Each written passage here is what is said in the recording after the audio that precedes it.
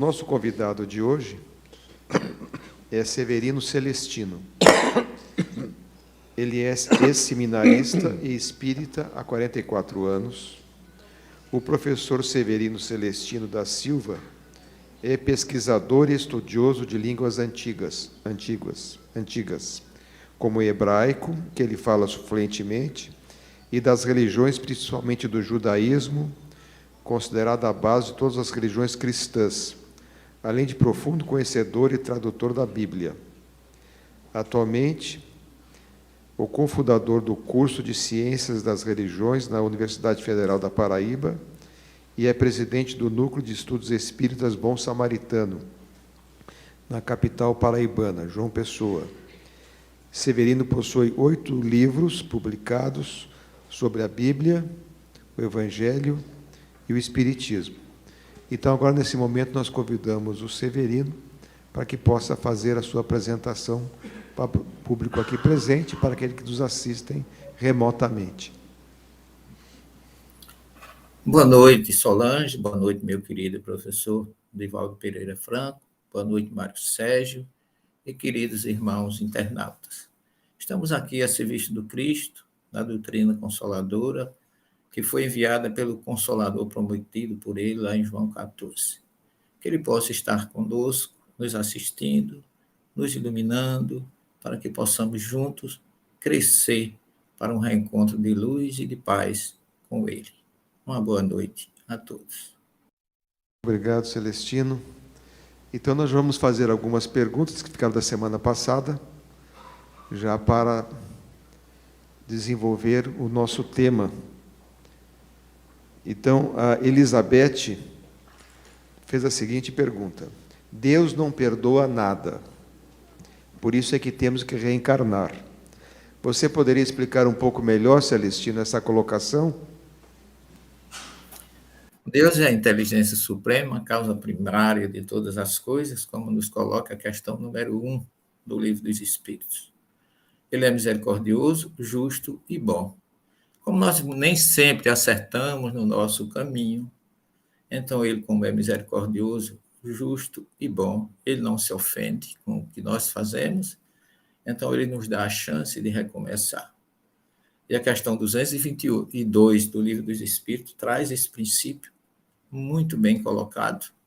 Jesus, no seu diálogo famoso, no capítulo 3 do Evangelho de João, conversando com Nicodemos, o nasci, ou dirigente do povo dos fariseus, ele coloca diante de Nicodemos a necessidade de nascer mais uma vez. Geralmente, contrapondo ou corroborando com aquilo que Paulo diz aos Hebreus 9:27, que só se morre uma vez. Porque o nosso corpo físico só morre uma vez. Mas o nosso espírito, que é eterno, imortal, ele renascerá tantas vezes como seja necessário. Como está lá no capítulo 2, versículo 7 do livro do Gênesis, no texto original, dizendo que Jesus inoculou em nossas narinas, em nossa face, um sopro de vidas, Nishmat Haim, porque a palavra vida, em hebraico, ela é plural. Então, as múltiplas existências pregadas por Orígenes, dos pais da igreja, defendido por ele, que lhe custou uma condenação de herético por isso, é algo que não foi nem criado pela doutrina espírita, mas vem de épocas remotas, e nós recebemos isso com muito carinho, com muita tranquilidade, porque Deus, sendo justiça, misericórdia e bondade, ele vai sempre dar uma chance da gente recomeçar de onde falhou. E como é impossível evoluir numa só existência tudo aquilo que a gente necessita, como falam os rabinos, os orientais de uma maneira geral, Deus nos dá a oportunidade de recomeçar de onde falhamos, que é a segunda letra do alfabeto divino. A primeira é amor, a segunda é reencarnação. Então, é tudo que nós necessitamos para crescer e para entender o que Jesus diz lá em João e em Mateus: não se perderá nenhuma das ovelhas que o Pai me confiou. Divaldo, uma pergunta de Andréia. Qual é a diferença de desenvolvimento parapsíquico e desenvolvimento espiritual? As duas palavras querem dizer a mesma coisa. Por volta de 1872, o sábio inglês William Crookes começou a fazer exames a respeito das nossas possibilidades mentais, psíquicas. Foi o período em que ele descobriu várias realidades que eram produzidas pelo nosso cérebro. E esse é talvez o primeiro período da ciência pesquisando aquilo que ocorre além do nosso mundo sensorial. Mas logo depois surgiu a mediunidade, e esses fenômenos passaram a ser examinados sob 3 aspectos: fenômenos anímicos, produzidos pela mesma alma, portanto, extrafísicos, fenômenos de natureza pessoal, os dramas, os arquivos dos conflitos, que Aksakov denominou como sendo da personalidade humana, e outros que não cabiam dentro de nosso inconsciente. A esses, ele cientificamente denominou como fenômenos espíritas. Mas nem todos os sábios aceitaram a definição de Aksakov. E os fenômenos de natureza psíquica evoluíram para fenômenos de natureza metapsíquica. A palavra grega meta, além do psiquismo humano. Esses fenômenos além do psiquismo humano, portanto, não gerados pelo ser físico, são fenômenos espirituais. Mas como a criatura humana gosta de muita novidade, mais tarde, por volta de 1875, esses mesmos fenômenos foram chamados metapsíquicos. E logo depois, por volta de 1932, numa universidade nos Estados Unidos, foram chamados fenômenos parapsicológicos. Depois que os fenômenos parapsicológicos, além da psique humana, foram confirmados como verdadeiros, surgiu uma outra corrente para dizer que não eram da imortalidade da alma. Esses fenômenos parapsicológicos eram enquadrados em uma nova designação. E assim, de designação até hoje, nós já temos 10 nomes para a mesma coisa. Até que, enfim, hoje, na atualidade, são fenômenos além da mente. Na mesma ordem, pesquisando a reencarnação, esses fenômenos tiveram cabida. Mas um parapsicólogo indiano, Ramendra Nath Banerjee, estabeleceu que existem memórias cerebrais. Tudo aquilo que lembramos é uma memória cerebral. Está em nosso arquivo. Nosso arquivo está dividido em 4 partes. A memória atual, portanto, é a nossa memória comum, pessoal. A memória individual, cada pessoa. A memória coletiva, colocada por Carl Gustav Jung. E então Freud denominou de subconsciente, uma área da qual ficam guardadas as memórias. Jung foi mais além, denominou como inconscientes, enquanto Banerjee colocou de extracerebrais. Olha que complicação. Somente para negar a imortalidade da alma. Apresentava uma memória extracerebral. A pessoa saber uma coisa que o cérebro nunca havia detectado. Uma criança de 3 anos diz assim: estou com imensa saudade de meu pai. Você não é meu pai. E isso causa o impacto. Através dos estudos, se vai ver que essa criança viveu antes. E ela diz a cidade que nasceu, a cidade que morreu, o nome dos seus familiares, o nome dos seus amigos. Vai levar da cidade que nunca esteve. O seu cérebro nunca soube. Portanto, era extracerebral. Uma criança de 2 anos, nascida em Genebra, que falava francês, de repente começa a falar chinês. Depois fala mais 8 línguas. É uma memória extracerebral. Em outras palavras, reencarnação. Então, na colocação em tópico, as 2 palavras têm o mesmo significado. Tudo aquilo que vai além da mente comum é um fenômeno mediúnico, fenômeno espiritual. Muito bem.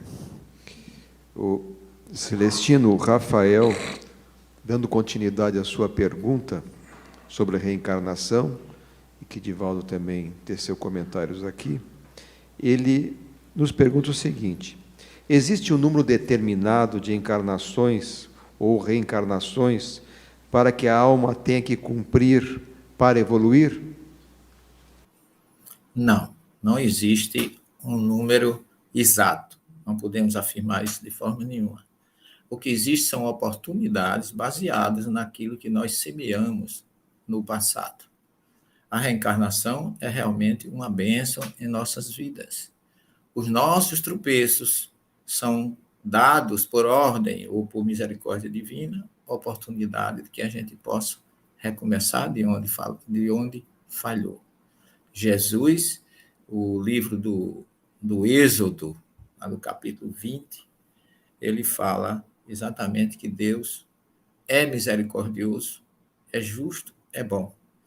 Mas ele cobra o erro dos pais, dos filhos, nos filhos dos filhos, a partir da 3ª até 1000 gerações. 3ª, 4ª, até 1000 gerações, porque ele é paciente, é bondoso e é misericordioso. A nossa evolução vai depender do esforço pessoal, do empenho que cada um tem de cada dia ser melhor, como nos orienta a doutrina, procurar vencer as nossas tendências más. Porque desde o livro do Deuteronômio, capítulo 30, que está lá dito que Deus coloca 2 caminhos em nossas vidas: o caminho do bem e o caminho do mal.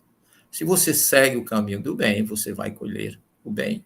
Se você segue o caminho do mal, logicamente vai colher o mal, mas nem por isso você está perdido. Você terá outras oportunidades. É aí que rege, o que existe, a misericórdia divina, como Jesus diz em João 5, 28 e 29, todos que dormem no pó despertarão. Os que fizeram o bem para uma ressurreição de vidas, ou vida eterna, ou mundo espiritual, ou reino dos céus. Mas aqueles que praticaram o mal, como fala lá o Deuteronômio capítulo 30, ele diz que esses irão para um julgamento. Como diz Paulo em Hebreus 9, 27, que a gente fisicamente, o corpo físico só morre uma vez, mas depois disso vem o julgamento, que é exatamente o balanço para a gente recomeçar de onde falhou. E aí, quanto mais inteligente você for, menos você vai precisar reencarnar. É para isso que existem as instruções, o acolhimento, a afabilidade e os conselhos dos espíritos superiores, que vêm nos orientar de como errar menos, porque se errar menos, vai reencarnar menos. Se está na escolha, no livre-arbítrio de cada um, evoluir mais rápido ou menos rápido.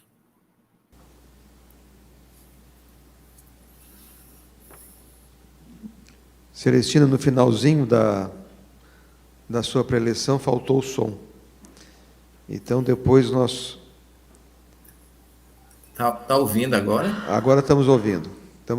O que eu falei no final, Mário Sérgio, foi que dependendo da opção, da escolha de cada um, você poderá reencarnar menos e evoluir mais. Ou o inverso. Se você não evolui tanto, você vai precisar, logicamente, reencarnar mais vezes para atingir um ponto que você poderia abreviar com o bom senso de fazer sempre o bem para colher o bem e crescer para o reencontro com Jesus. Mas a misericórdia vai sempre existir, a oportunidade Deus vai sempre nos dar. Muito obrigado, Celestino. Divaldo, há poucas semanas atrás você falou um pouco sobre o Dr. Jorge Andréa, baiano, estudioso, e que fez algumas observações a respeito da glândula pineal no âmbito da doutrina espírita. Você poderia falar um pouco, Dr. Jorge Andréa, dos seus estudos? Dr. Jorge Andréa dos Santos era médico, nascido aqui em Salvador, de uma tradicional família de médicos. Quando ele se matriculou para trabalhar na Força Aérea Brasileira, veio servir aqui em Salvador. Mas era materialista.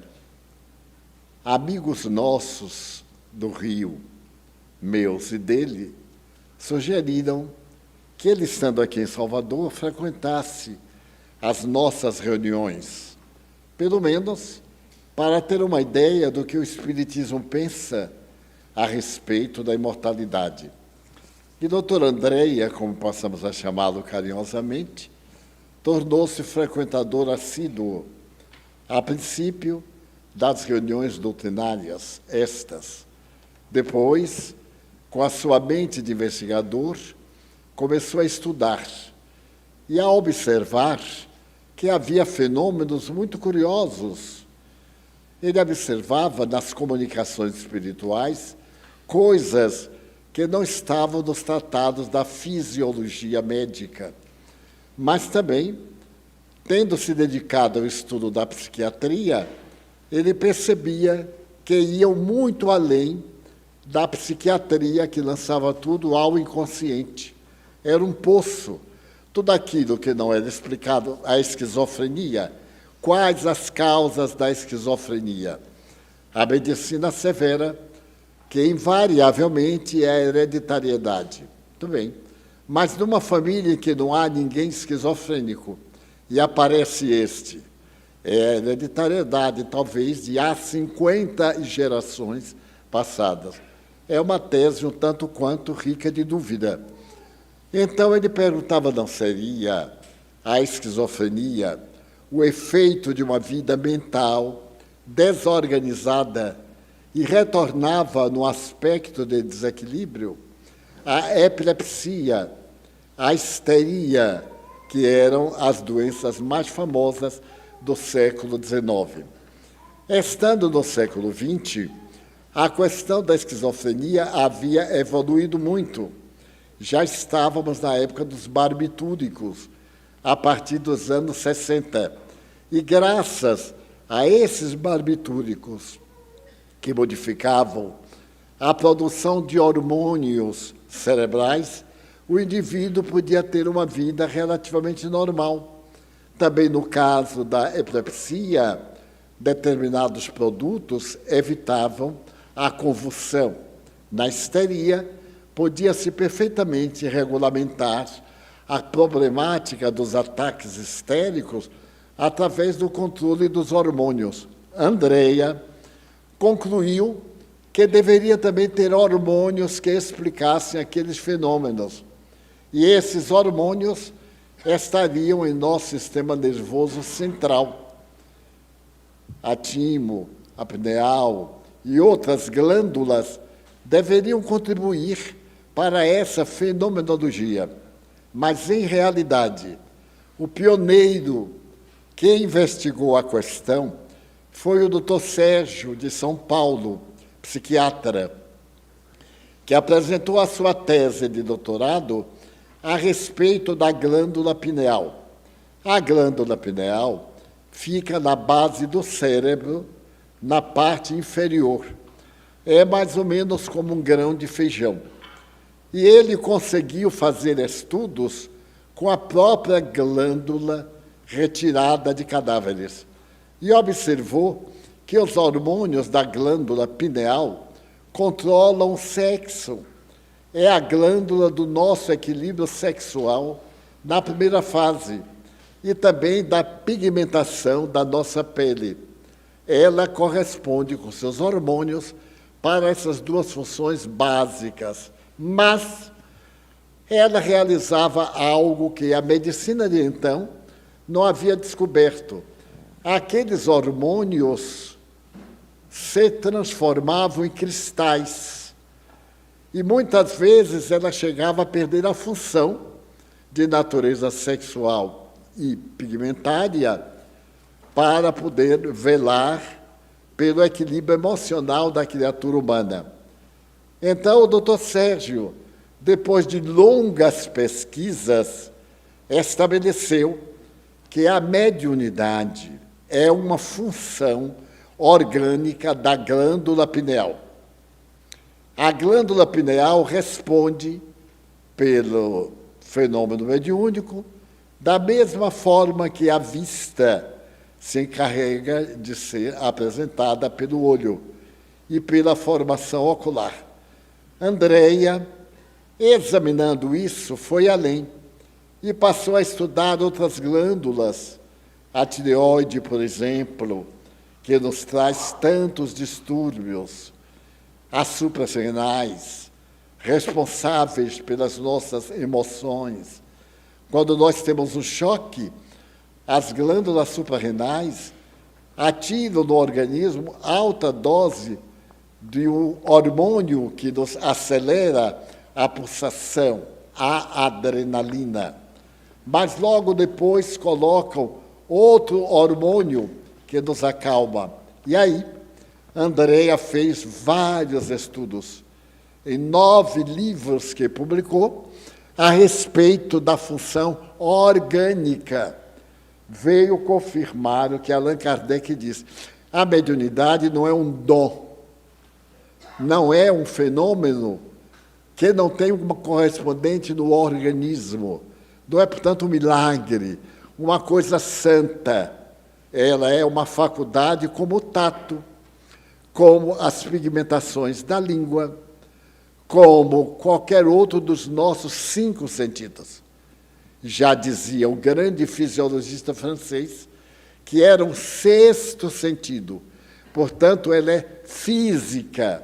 A mediunidade é material, o fenômeno. Agora, a causa é espiritual, trabalhando nessa glândula básica, que é a glândula pineal. E, naturalmente, com a colaboração do sistema nervoso central e do sistema parasimpático. Então, os estudos de Andréia granjearam muita respeitabilidade no meio científico, não só no Brasil, como no mundo. Várias das suas obras são traduzidas ao inglês e são consideradas como prova cabal de que a mediunidade é um fato científico de natureza orgânica. Então, o médium é portador desses hormônios que se manifestam de acordo com o seu estado evolutivo. Portanto, quando ele desencarnou, ele viveu um momento muito curioso. Era de temperamento jovial, muito alegre, e dialogava com os espíritos desencarnados. Oportunamente, no Rio, numa sessão mediúnica, um espírito se comunicou perseguindo alguém. E ele dialogou com o espírito. O espírito explicou que havia sido alemão, na última encarnação, que morrera na Segunda Guerra Mundial, e que, neste período, no século passado mesmo, aquela pessoa foram danosa para a sua vida, e ele estava se vingando. Então, Andréia lhe falou o que nós dizemos, mas não adianta vingança, porque você vai voltar e ele vai querer também se vingar, e isso não vai acabar nunca. É necessário perdão, falou-lhe, para que na próxima encarnação você venha num estado melhor. O espírito parou um pouco, demorou, e disse assim: eu me reencarnaria se você fosse meu pai. Eu então viria mas eu quero vir logo, porque você já está numa idade avançada, uns 60 anos, e eu gostaria de desfrutar da sua vida, do seu contato. E ele, então, por piada, disse assim, pois não, pode reencarnar por meu intermédio. E por que por piada? Porque a esposa dele havia feito laqueação. Ela havia tido 7 filhos. Era uma senhora com problema cardíaco e respiratório. E então, mais uma gestação seria fatal. Daí fizeram laqueação e ela estava garantida. E ele, para garantir muito mais também, tomara providências para ficar infértil, submeter-se a uma cirurgia. Então o espírito não ia encontrar nem energia nela, nem nele para reencarnar. Ele disse, pois é, você pode reencarnar, a minha mulher ficará muito feliz de ser sua mãe. E passou o tempo, ele esqueceu. Daí, aos 6 meses, ela disse, Jorge, eu vou lhe dizer algo surpresa. Eu tenho sentido sintomas de gravidez. Ele disse, Gilda, deixa de maluquice. Além do fenômeno da sua idade, ela já estava com mais de 50, nós temos as providências técnicas. Ela disse, bem, por uma razão ou outra, eu vou fazer um exame de urina. E lá estava grávida. E nasceu o alemão que controlou a vida dele. Dava ordens, reclamava, brigava. Era um espírito alemão, sem dúvida. E então Andréa dizia, todo mundo tem o direito de duvidar da reencarnação, mas eu não, eu sou a vítima. Muito bem.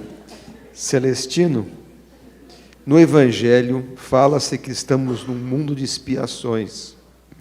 Como acreditar que podemos ser plenamente felizes se viemos nesta vida para sofrer e amadurecer?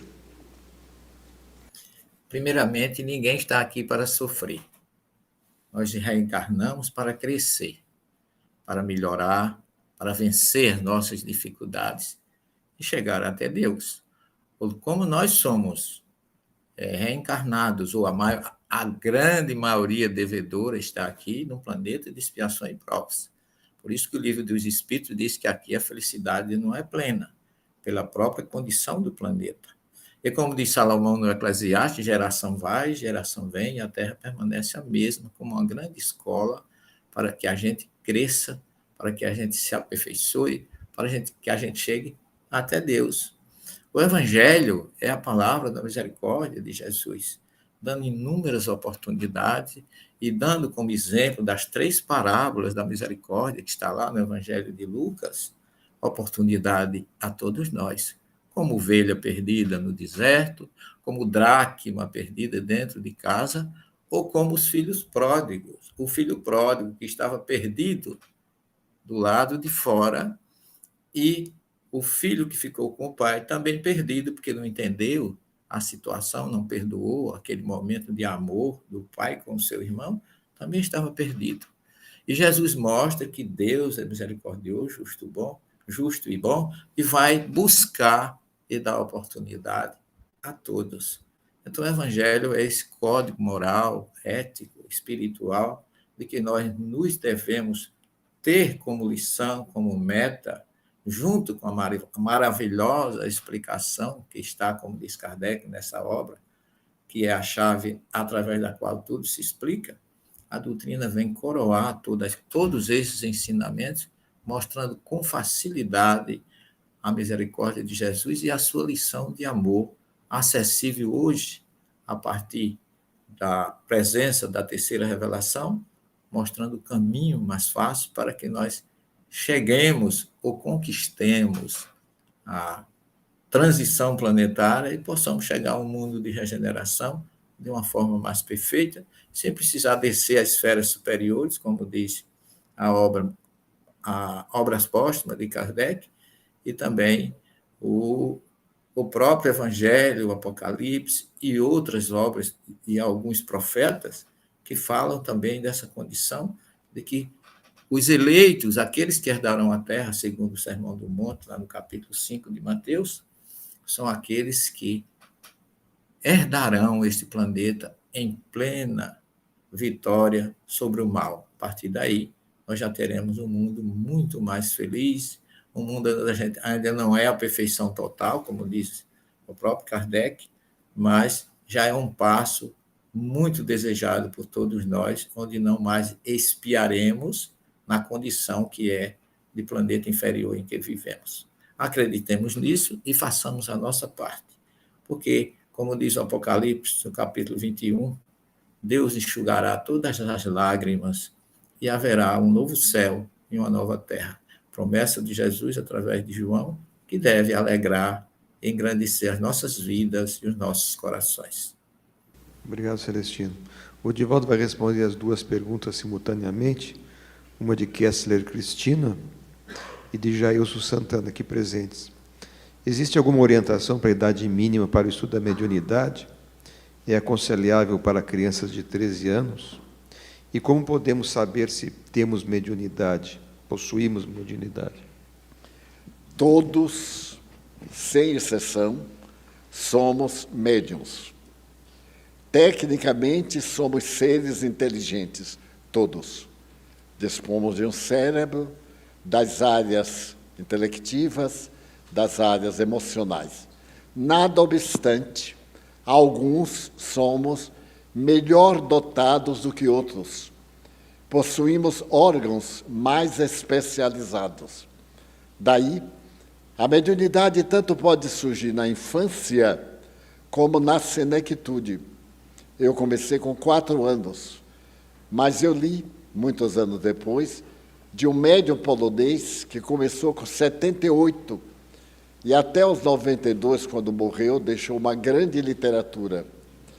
O cientista astrônomo, amigo de Allan Kardec, aos 40 anos, apareceu a mediunidade e rompeu.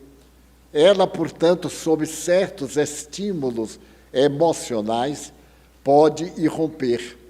No caso de Nicolau Camille Flammarion, em face dos seus estudos de astronomia e das emoções que ele colheu quando adotou o Espiritismo, na área de que há mundos habitados por inteligências, ele psicografou todo um capítulo que está no livro A Gênese, a respeito de um desse mundo espiritual, em uma página gloriosa para a ciência astronômica e para o espiritismo.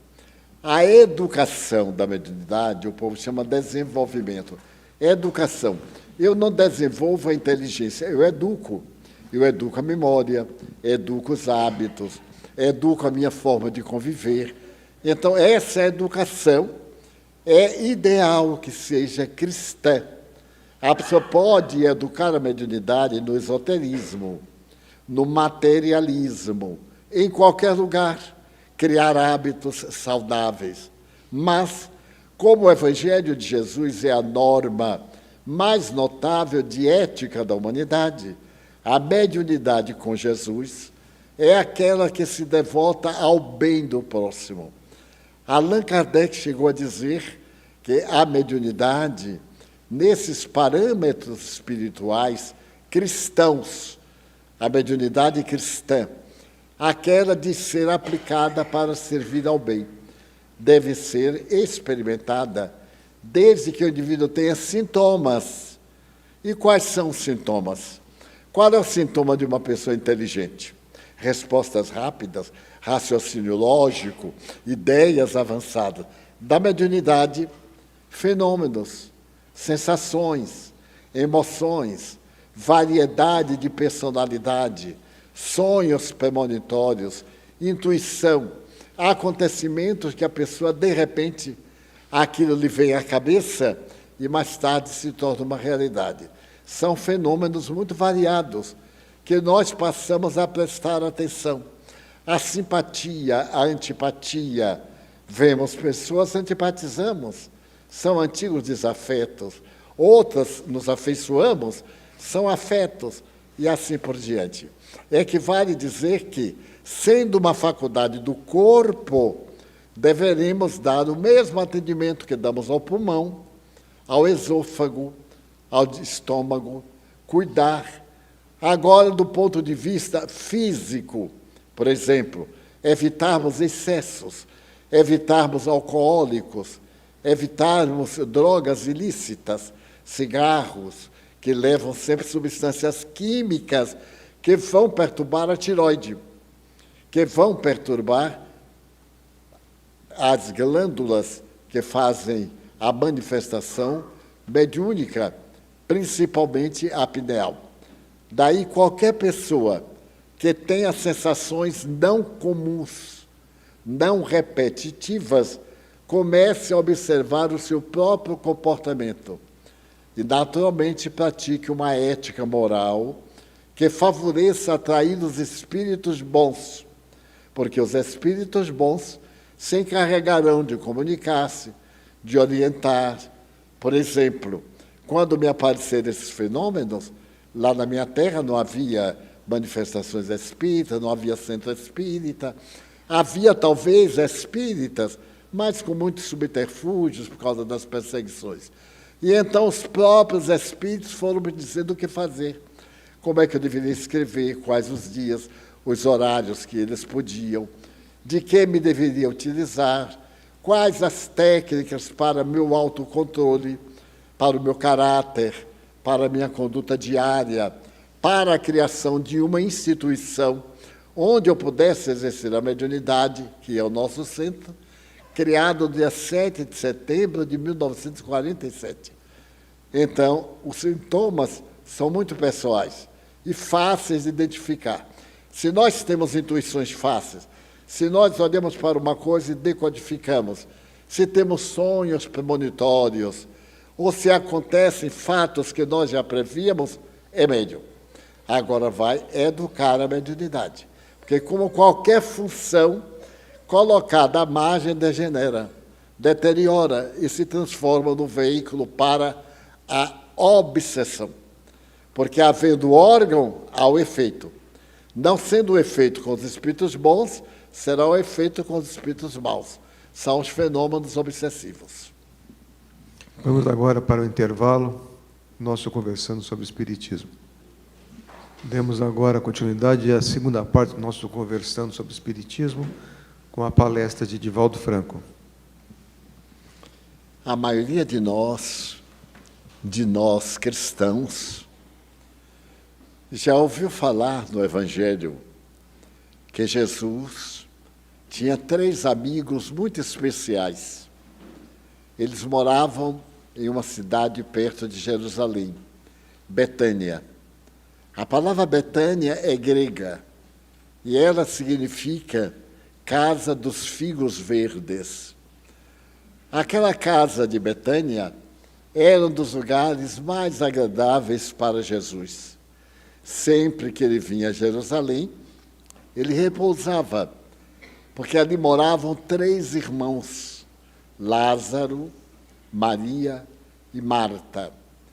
Esses irmãos eram muito afeiçoados, porque os seus pais, que eram judeus da Galileia, haviam tido a oportunidade de criar os filhos na tradição bíblica, na severidade da lei. E quando morreram, deixaram esse legado com os filhos. A casinha em Betânia fica muito próxima de Jerusalém, 4 quilômetros, pelas estradas das ovelhas. E é fácil de chegar a Jerusalém, desde Betânia, para entrar pelas portas do sul e também pelo Horto das Oliveiras.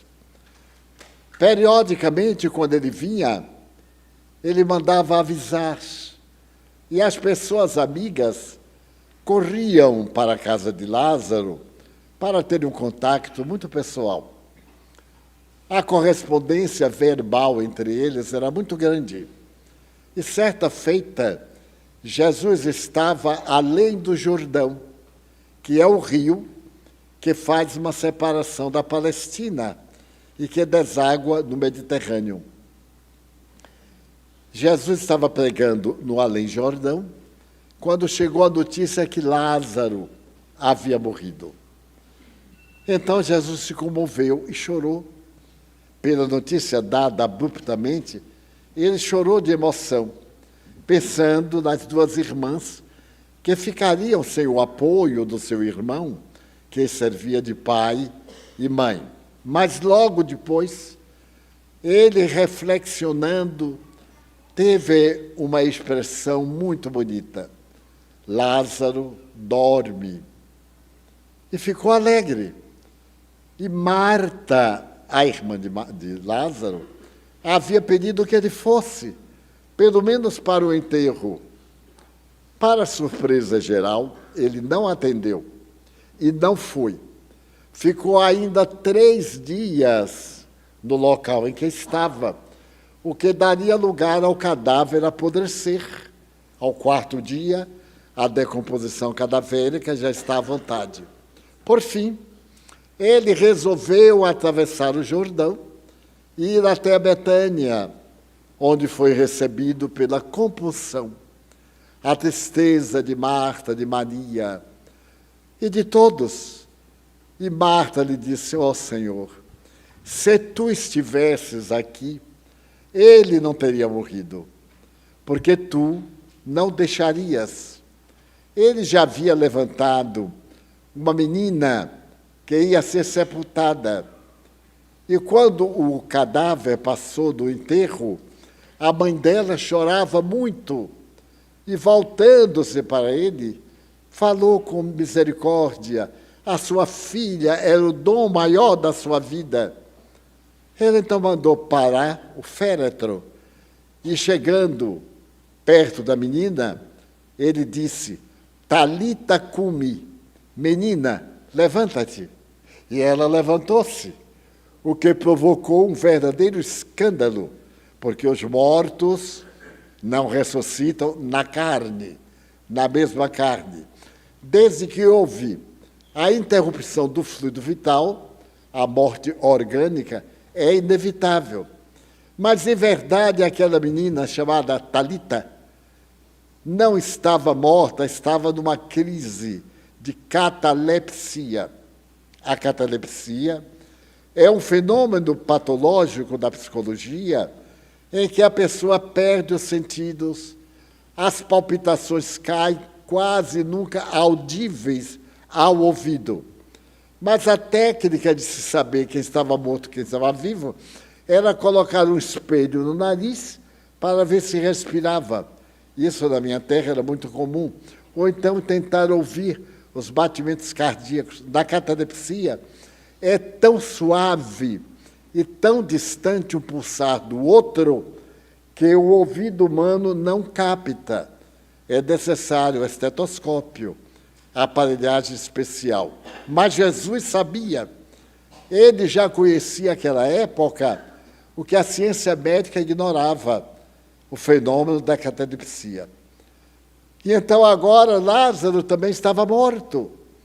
E os mortos em Israel eram enterrados invariavelmente de pé, dentro de um sepulcro cavado na rocha. Eram nas pedras que eles cavavam o sepulcro. Faziam 2 salas, uma para a recepção e a outra em que o cadáver ficava no caixão em pé. Então, quando Marta disse: se tu estivesses aqui, ele não teria morrido. Então Jesus disse: vamos vê-lo.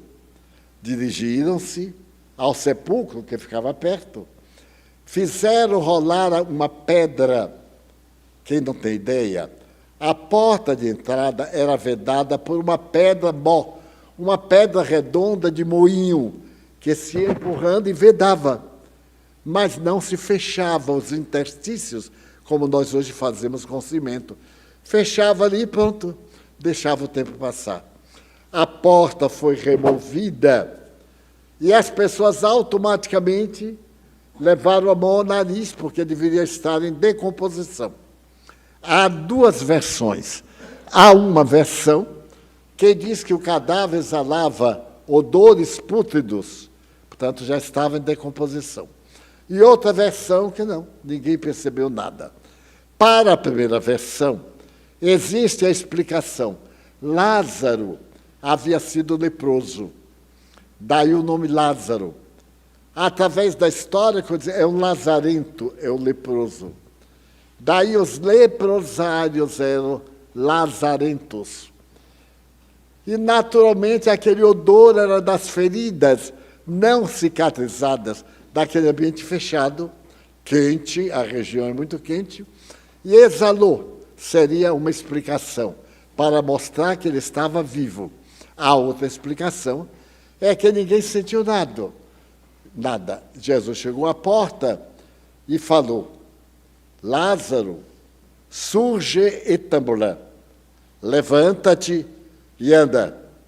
Então ele se levantou do lugar em que estava encostado à parede, começou a tirar as ataduras que amarravam o cadáver e veio para surpresa geral. Era uma ressurreição, na opinião geral. Em verdade, era um despertar da catalepsia. Santa Teresa d'Ávila periodicamente entrava em estados catalépticos, e um deles durou 20 dias.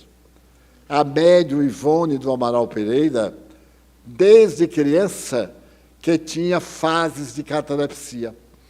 Foi quase enterrada, mas a sua mãe, depois de 3 dias de ver a criança morta ali, e todo mundo mandando enterrar, ele disse: eu vou esperar esta noite. Se ela não despertar, eu enterro. E ela despertou. E nós tivemos a grande médium Ivone do Amaral Pereira. Então, Lázaro ficou como sendo um homem prodígio naquela aldeia. Não era uma cidade, até hoje não é uma cidade, era uma aldeia.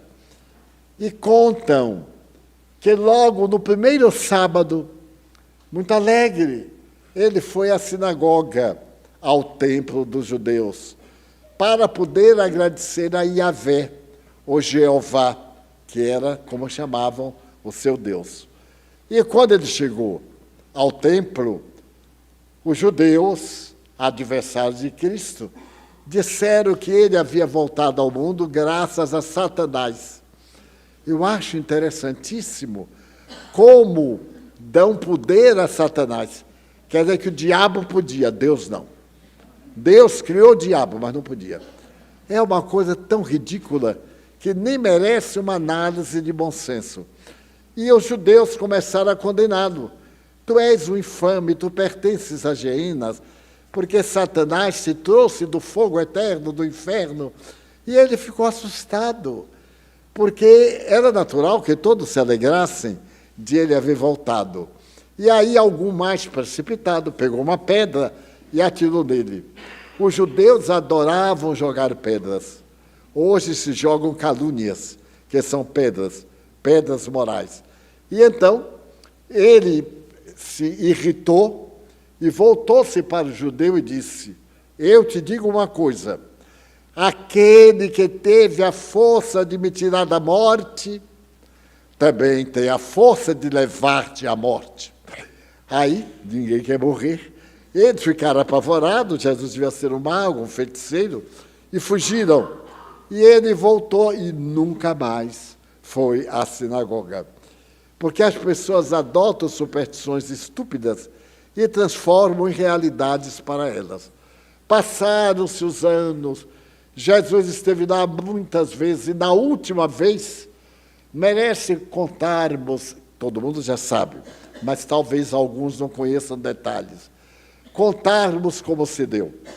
Ele veio a Jerusalém para poder se dar o holocausto. Ele sabia que daquela vez não voltaria para a Galileia. E veio com os 12. A notícia correu e todos sabiam que iriam se hospedar na casa de Lázaro. As irmãs ficaram excitadas, alegres. Lázaro tomou providências e no dia aprazado, a pequena cidade estava lotada da vizinhança. Pessoas que trouxeram doentes, portadores de cruéis desequilíbrios orgânicos e mentais. E era um verdadeiro distúrbio na região quando ele chega com os 12. Maria, que era a irmã mais velha, cuidava da casa. Essa preocupação que nós temos de receber a visita, embelezar a casa, cuidar. Quando a visita é muito querida, não precisa nada disto. Receber com o coração, e não com lençóis bordados de linho belga, não com isso nem com aquilo, isso é uma ostentação, talvez para agradar o amigo. Mas o mais importante do que isso é o afeto em si.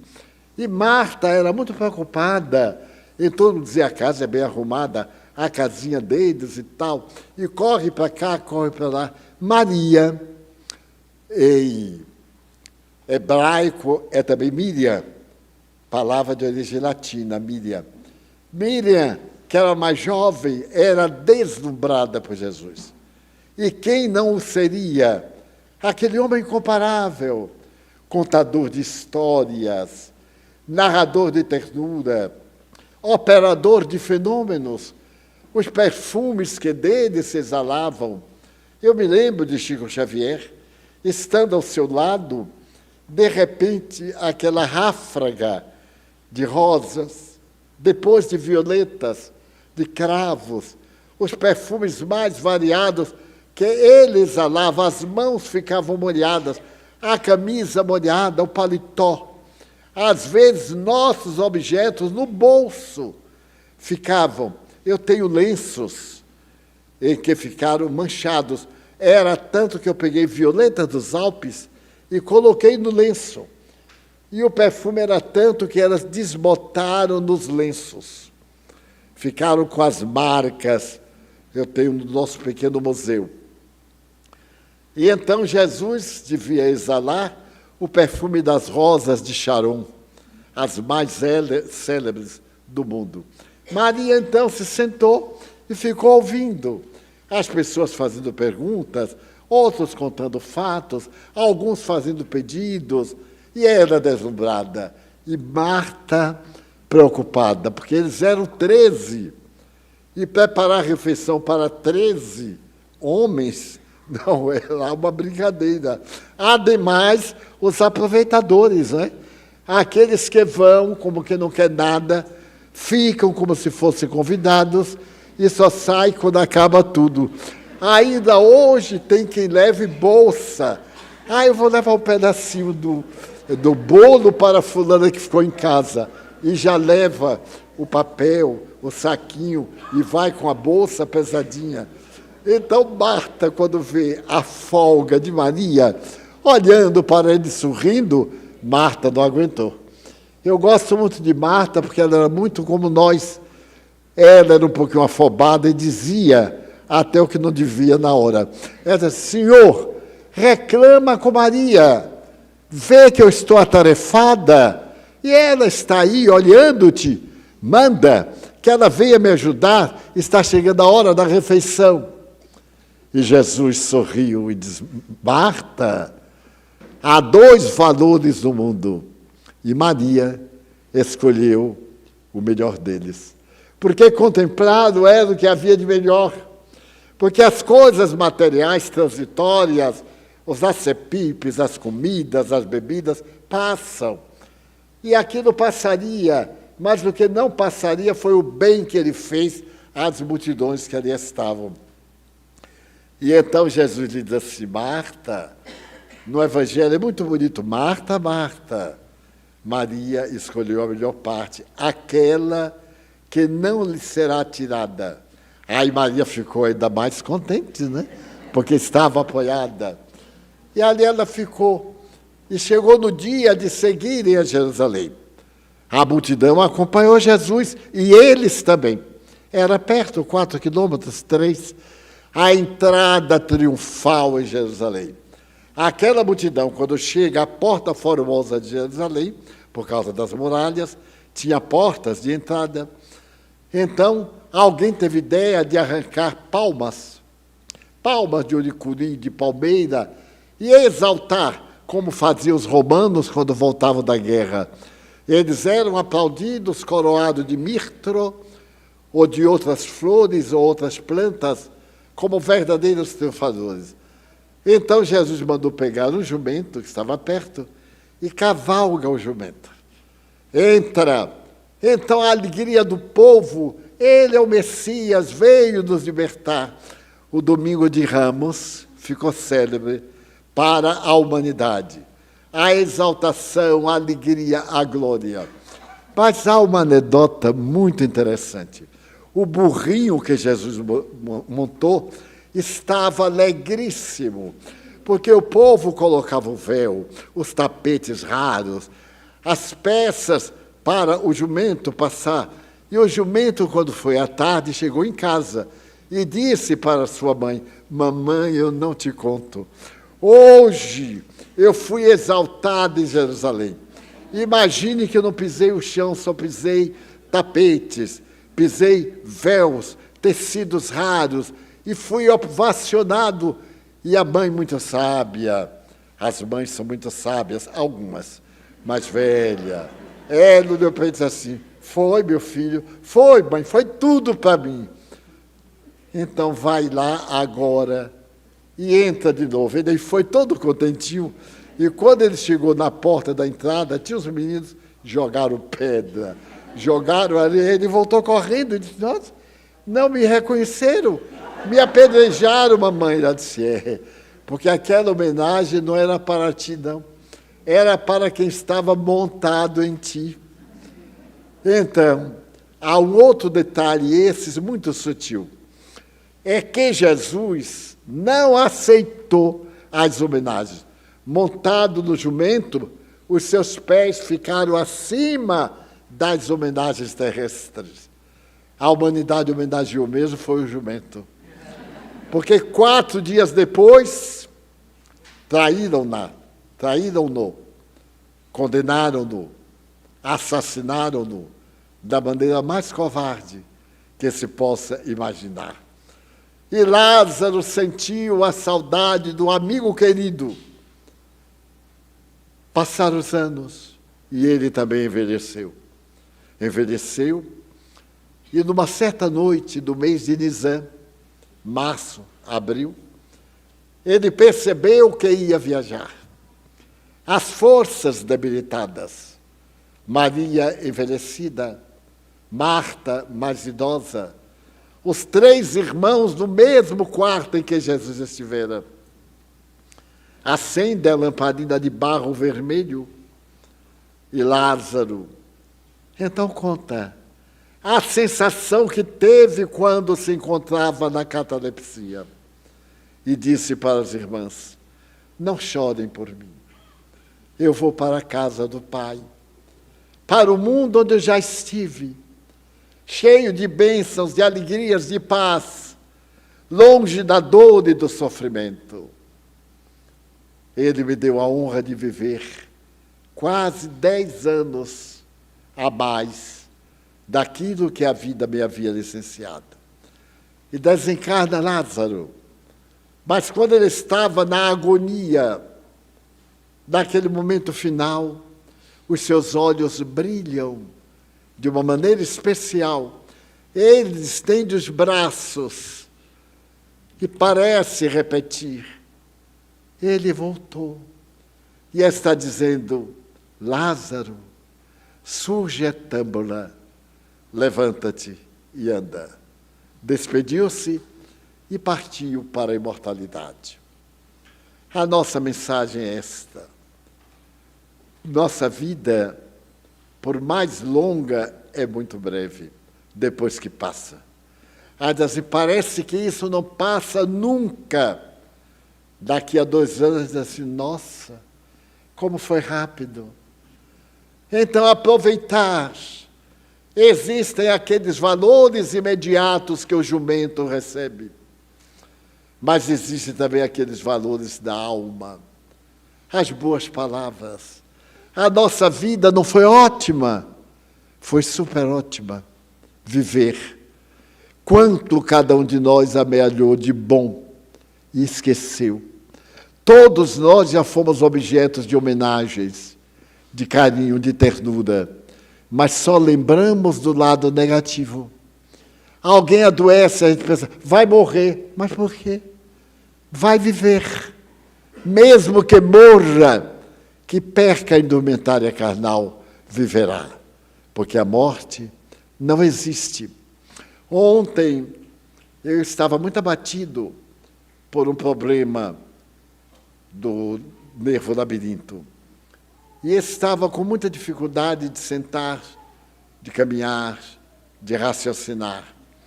Quando, de repente, o meu filho, que me dá assistência, ele perguntou, o senhor quer café, tio? Eu disse, quero, meu filho. Aceitei para agradá-lo, porque ele tem prazer, e eu não queria decepcioná-lo. Eu digo, eu quero, meu filho. Ele foi buscar o café. Quando eu estava tomando café, ele disse assim, tio, o senhor não quer um passe? Eu disse, meu filho, eu estava esperando você trazer o nosso medicamento, as forças do mais além. Eu estava deitado, me alonguei, me concentrei. Ele orou o Pai Nosso. Essa prece que todos sabemos, todos. Mesmo quem esquece, sabe. Está esquecida somente. É a prece mais feita no mundo inteiro, porque um terço da humanidade é cristão. E a prece, através de 2000 anos, passou pelas sociedades. Eu não vi quando ele terminou o passe. O passe é a retirada das energias ruins e a colocação das energias boas. É o magnetismo, é o fluidismo, é a transmissão das forças. Eu não tenho prata nem ouro para te dar, mas o que eu tenho dou, a energia, e que é a maior terapêutica do Espiritismo. Então eu adormeci. Fazia 48 horas que eu não dormia. E aí não vi meu filho sair. Estava a luz apagada. Quando eu despertei, aquele mal-estar, claro, prosseguia, porque não há milagres, porém sob meu controle.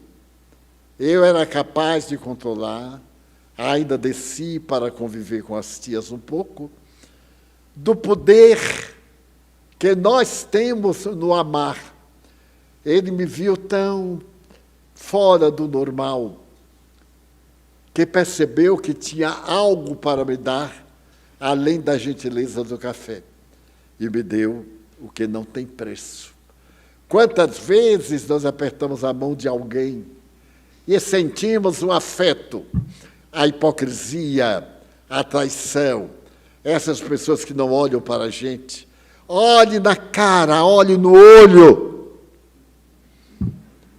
para poder encontrar você no seu próximo e não ter a covardia de o magoar. Daí, a nossa mensagem é, e mesmo morrendo, nós viveremos a vida eterna. Vamos agora orar e tomar o passe. E queremos agradecer ao nosso querido irmão, que colaborou tanto conosco na sessão desta noite, o nosso Severino. Que Deus o abençoe no apostolado que abraça. Vamos pedir aos médiuns para que tomem os seus lugares. E vamos pedir ao Senhor da vida que nos ajude, oferecendo-nos as energias saudáveis para o nosso bem-estar. Mestre querido, nós te pedimos, pelos companheiros de mediunidade, que irão aplicar as forças do bem para sairmos daqui renovados, os que viemos doentes, ansiosos, aflitos, ou deprimidos, amargurados, cheios de decepção, que sintonizemos contigo para nos sentirmos bem. Ampara-nos, ampara aqueles a quem amamos. nossos afetos familiares, que fazem parte do nosso currículo de amizade. Apiada-te de nós e dos seres queridos, por aqueles que nos pedem para orarmos por eles. E esses recém-operados que nos rogam lembrarmos dos seus nomes na hora da prece. Também te pedimos pelos suicidas, pelos enfermos em geral, particularmente os portadores de doenças irrecuperáveis. Ó Senhor, pedimos pela nossa casa, para que seja um santuário de amor, impregnando-nos das forças vivas da Boa Nova. Também te rogamos, em favor dos que nos querem mal, aqueles que vibram contra nós, para que não tenham poder de perturbar-nos.